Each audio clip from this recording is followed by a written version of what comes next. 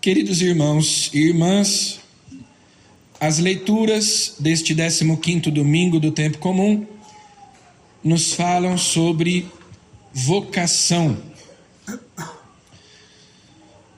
Na primeira leitura nós temos o profeta Amós sendo expulso de Betel, sendo expulso do reino de Israel pelo sacerdote Amazias, mandando que ele vá para o reino do sul. Para que fique bem claro, para que a gente entenda o contexto dessa leitura, depois da morte de Salomão, as 12 tribos de Israel se dividiram, porque houve disputas pela sucessão, quem seria o novo rei. E as tribos acabaram se dividindo. Então, no sul, se estabeleceu o reino de Judá, a tribo de Judá, com a tribo de Benjamim, e as outras tribos no norte estabeleceram o reino de Israel. Daí é que vem a hostilidade, a rivalidade que no tempo de Jesus havia entre os judeus, ou seja, os da tribo de Judá, os do reino de Judá, e os samaritanos, que são o resquício do que sobrou das tribos do norte, do reino de Israel, mas miscigenados com outros povos. Então, no norte, no reino de Israel, havia um rei, no reino do sul havia outro rei. O reino do sul, o reino de Judá, tinha como capital Jerusalém. Lá havia o templo construído por Salomão, e no norte havia esse templo em Betel, que meio que rivalizava com o templo de Jerusalém. O profeta Amós exercia o seu ministério profético no reino de Israel, no norte. Ali ficava, junto em Betel, o santuário do rei e a corte do reino, conforme diz o profeta, o sacerdote Amazias. O rei tinha os seus profetas, que eram contratados por ele, que eram pagos por ele, videntes, adivinhos, que eram chamados também de profetas, que supostamente traziam para o rei mensagens vindas de Deus. No entanto, eram falsos profetas. Eles tinham como profissão serem profetas. Ser profeta para eles era ganha-pão. E obviamente, se o rei pagava o salário deles, se eles eram contratados pelo rei para trazerem mensagens de Deus para o rei, eles diziam aquilo que o rei queria ouvir, né? Eles não contrariavam o rei. Eles sempre estavam dizendo coisas positivas que confirmavam as posturas, as atitudes, as decisões que o rei tomava. Até que aparece o profeta Amós. E o profeta Amós começa a dizer justamente o contrário.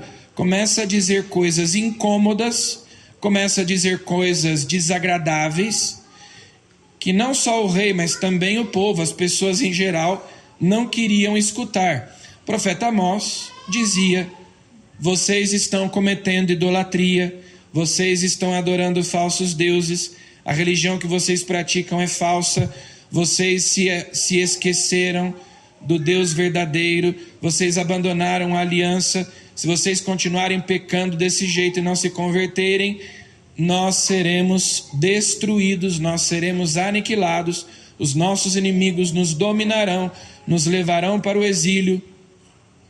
Ninguém queria escutar isso.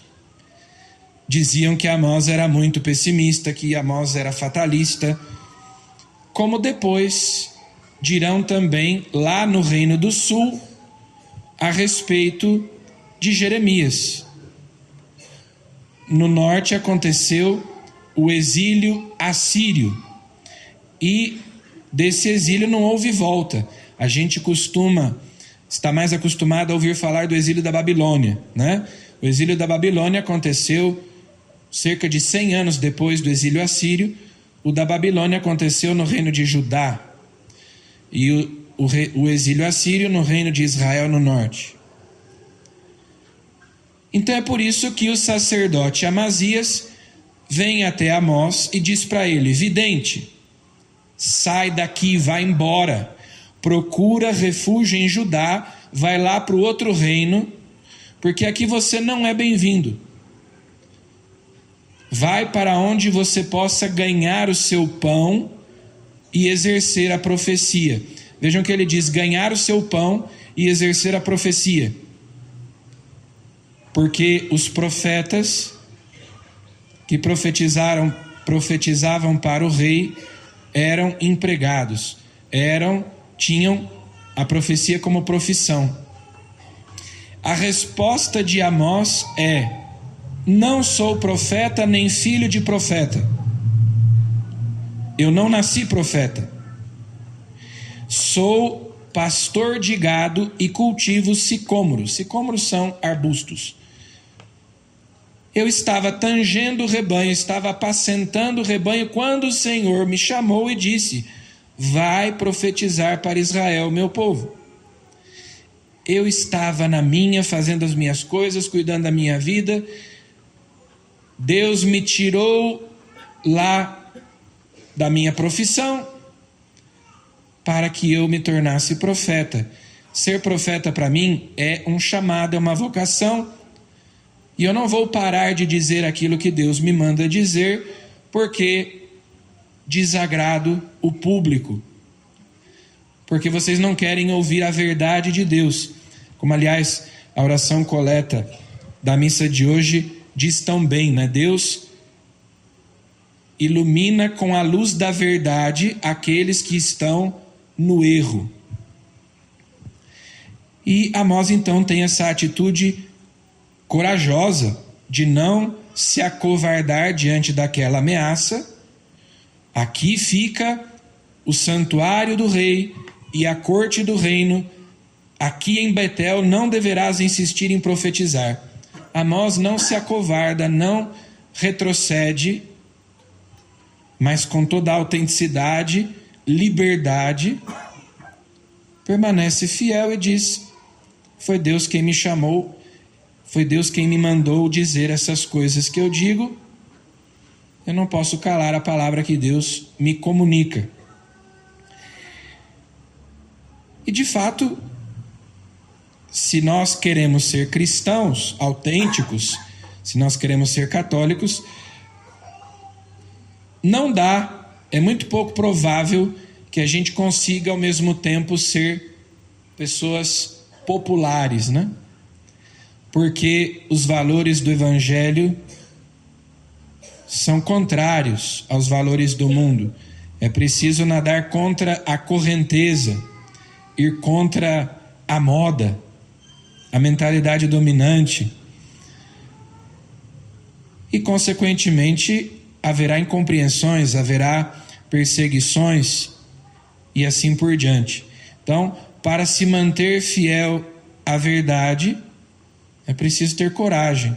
Ou então, como também hoje, há muita gente que prega o Evangelho, que fala de Deus, até nas redes sociais, nos meios de comunicação, mas tem aquele medo, porque talvez seja um meio de vida, porque dá dinheiro, dá lucro, ou porque está preocupado com a sua imagem, né, com a popularidade, com os likes.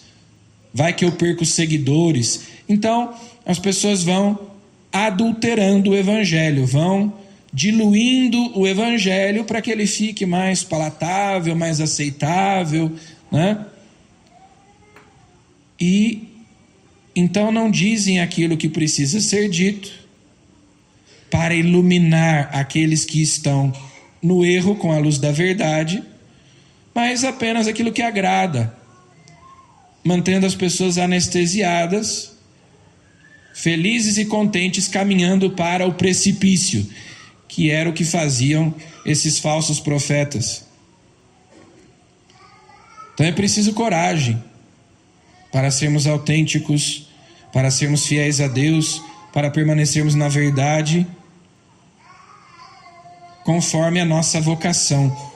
São Paulo, na segunda leitura de hoje, tirada da carta aos Efésios, nos lembra que a nossa vocação é a santidade, que Deus nosso Pai em Cristo nos escolheu antes da fundação do mundo, antes mesmo de o mundo ser criado. Ele já nos escolheu para sermos santos e irrepreensíveis sob o seu olhar no amor. Ele nos predestinou para sermos seus filhos adotivos. Todo ser humano que vem a este mundo tem essa altíssima dignidade de ser chamado à comunhão com Deus, à amizade com Deus, a se tornar participante da natureza divina pela graça de Cristo. E nós então batizados, como diz aí São Paulo, Deus nos abençoou com toda a bênção de seu Espírito, em virtude de nossa união com Cristo no céu. Ele nos deu o Espírito Santo para sermos santos, para nos tornarmos filhos de Deus. Essa é a nossa vocação comum, é a nossa vocação primordial, é a vocação universal de todos os batizados, para o louvor da sua glória. Deus é glorificado em nós, quando nós, possuídos pelo Espírito Santo e unidos a Cristo, somos santos e irrepreensíveis sob o seu olhar no amor. Ele nos deu a sua graça para nós realizarmos essa nossa vocação. Essa é a nossa vocação comum. Agora, claro que também existem vocações específicas. Cada um de nós é chamado a servir a Deus de um modo diferente. Então, no Evangelho, nós temos o chamado, e não só o chamado, mas o envio dos 12. Quem são os 12? A gente sabe que grandes multidões seguiam Jesus, acompanhavam Jesus. Aonde ele ia? Porque ficavam curiosos, ouviam falar das curas, dos milagres e tudo mais, que Jesus expulsava demônios, queriam de repente se beneficiar da presença de Jesus, de suas palavras ou de suas curas. Mas a multidão é descomprometida. Ela apenas assiste de longe, com curiosidade. Mas há um grupo menor, bem menor do que esse grupo da multidão, dos simpatizantes, dos admiradores, que é o grupo dos discípulos. O grupo dos discípulos é o grupo daqueles que se compromete, que se engaja, que dá a vida, que corre riscos, que deixa tudo para seguir Jesus. Então esses não estão de longe, esses se aproximam, esses se comprometem, são os discípulos. Mas dentre os discípulos, Jesus escolhe os 12, que chamou de apóstolos, e que ele enviou no Evangelho de hoje, para que eles pregassem, que todos se convertessem. Esse era o conteúdo da pregação. Pregassem que todos se convertessem, curassem os doentes ungindo-os com óleo. Aqui nós temos a origem do sacramento da unção dos enfermos. Jesus mandou os apóstolos ungirem os doentes com óleo, para que ficassem curados, para que fossem fortalecidos, que expulsassem os demônios. Jesus deu-lhes poder sobre os espíritos impuros. Esses 12, não todos os discípulos, mas aos apóstolos Jesus deu esse poder de pregar, portanto de ensinar, de santificar, de governar, pastorear. Então aqui nós temos os sacerdotes. Quando nós dizemos sacerdotes, em geral as pessoas pensam nos padres, né? E claro, os padres são sacerdotes, mas, antes de tudo, sacerdotes são os bispos. Os bispos é que têm a plenitude do sacerdócio. Cada bispo na sua diocese é o sumo sacerdote, porque os bispos são sucessores dos apóstolos. Mas também os padres, presbíteros, como colaboradores dos bispos, são sacerdotes.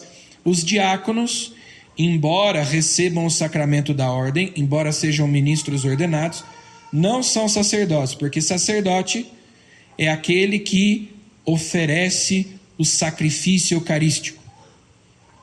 Então o diácono não é sacerdote, não pode celebrar a missa, não perdoa, não absolve os pecados, mas o padre, o bispo, sim. Então Jesus deu esse poder, Jesus ali instituiu o que nós chamamos de clero, né? Então nós temos os fiéis, leigos, o clero. Claro que todos nós somos discípulos. Santo Agostinho costumava dizer assim, Santo Agostinho era bispo de Hipona, né? E ele dizia: convosco eu sou cristão, para vós eu sou bispo. A primeira coisa, que é ser cristão, é para mim causa de salvação. A segunda coisa, que é ser bispo, pode ser para mim causa de condenação, porque é uma grande responsabilidade. Então na igreja todos, desde o Papa até o mais simples dos fiéis, todos somos discípulos. Mas dentre os seus discípulos, Jesus estabeleceu aqueles que são pastores, sacerdotes, para ensinar, santificar e governar, pastorear o seu povo. Essa é uma convicção que nós católicos temos, que é muito importante, a de que Jesus instituiu o sacrifício e o sacerdócio. Para haver sacrifício é necessário que haja sacerdotes. E os sacerdotes são instituídos para, sobretudo, oferecer o sacrifício eucarístico. Os nossos irmãos protestantes não acreditam assim. Na teologia protestante só existe o sacerdócio comum dos fiéis, né? O protestantismo é igualitarista. Então ele diz que todos são iguais e que a ninguém dentre os fiéis foi concedido um poder especial que não é dado a todos. Mas que, como a gente vê aí no Evangelho, Jesus quis escolher os 12 para que fossem seus ministros, seus representantes. Então, um pastor protestante, dentro da própria teologia, doutrina protestante, ele não é considerado um sacerdote. Assim como a Eucaristia não é considerada sacrifício, mas apenas a ceia do Senhor. Um pastor protestante é um líder, é um leigo que está encarregado de coordenar a comunidade, de ser um animador da comunidade. Inclusive nas igrejas protestantes históricas, como os luteranos, presbiterianos, metodistas, o pastor ele é selecionado mediante uma espécie de licitação, né? Então a igreja precisa de um pastor, os pastores mandam currículos e a congregação então elege, escolhe o pastor, e se ela não está contente, ela despede o pastor, né? Demite o pastor e contrata outro. Ele é pastor enquanto ele exerce aquele ministério de coordenação. Agora, nós católicos cremos que no sacramento da ordem, o padre, o sacerdote, o bispo, é configurado a Cristo, cabeça da igreja. Acontece uma mudança ontológica, ou seja, no ser. Um caráter espiritual indelével é imprimido na alma. Então o padre, mesmo que ele deixe de exercer o ministério, mesmo que ele perca o uso de ordem, ele continuará sendo sacerdote eternamente. Porque houve uma mudança na sua alma, uma modificação na sua alma. Mesmo que ele não exerça o ministério, sacerdote eternamente segundo a ordem do rei Melquisedeque. Então, há um poder sagrado que foi conferido, que foi dado por Jesus aos apóstolos e transmitido pelo sacramento da ordem na sucessão apostólica. Essa é uma vocação específica. E vejam que Jesus aí manda que eles andem despojados, né? De graça recebestes, de graça deveis dar. Não leveis cajado, nem pão, nem sacola, nem dinheiro na cintura. Quando vocês chegarem numa cidade, vocês serão recebidos numa casa, e aqueles que receberem vocês darão a vocês o sustento. Ou seja, o sacerdócio traz um poder, uma autoridade, mas ao mesmo tempo uma grande renúncia, de despojamento, de entrega. E Jesus diz: se não quiserem receber vocês, se numa cidade, numa casa, vocês forem rejeitados, como o profeta Amós, lá na primeira leitura, sacudam a poeira dos pés, como testemunho contra eles, vão embora. Vocês não vão negociar a verdade para serem aceitos. Vocês não vão adaptar aos gostos das pessoas a mensagem para que elas aceitem vocês. Se vocês não forem aceitos, sacudam a poeira dos pés e vão embora.